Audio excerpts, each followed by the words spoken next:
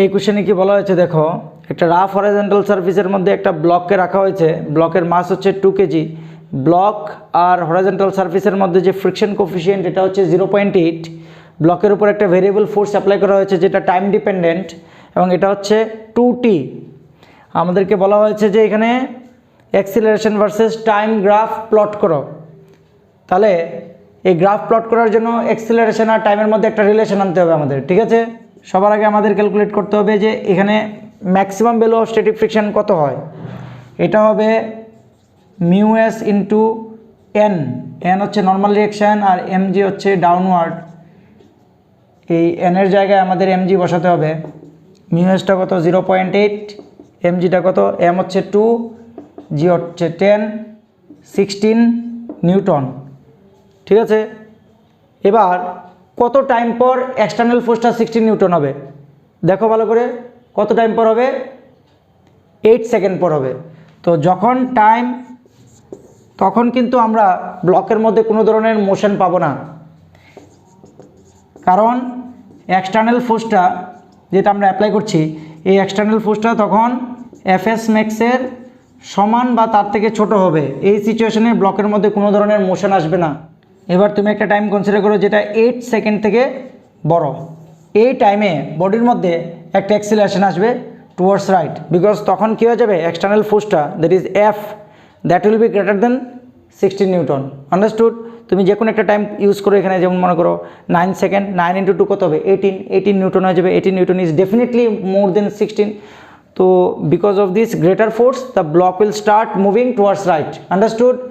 তাহলে আমি যদি এটাকে সেপারেটলি এখানে ড্র করি, যখন টাইম হয়ে যাবে 8 সেকেন্ড থেকে বড়, তখন এদিকে একটা ফ্রিকশনাল ফোর্স এফ কাজ করবে, normal reaction N, downward m g, এদিকে অ্যাক্সিলারেশন এ। তাহলে আমরা লিখতে পারবো net force towards right F minus small f is equal to m into a, ঠিক আছে। তাহলে এফ হচ্ছে 2t, স্মল এফ এর ম্যাক্সিমাম ভ্যালু কত হচ্ছে 16, this is equal to m কত হচ্ছে এখানে, m 2 kg into acceleration. Okay, from here we will get one relation connecting acceleration and time.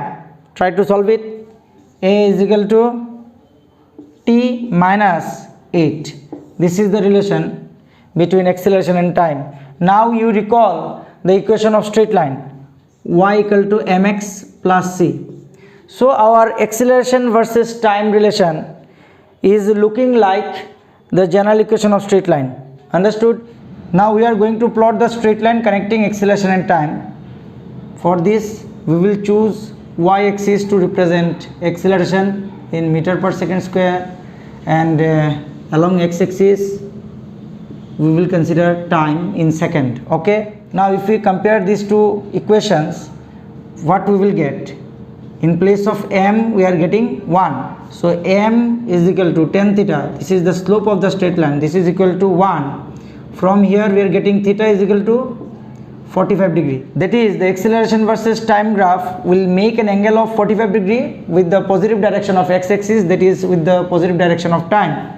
Okay, now if we go for intercept on y-axis, that is acceleration axis, we should get what, -8, as because it is compared with c.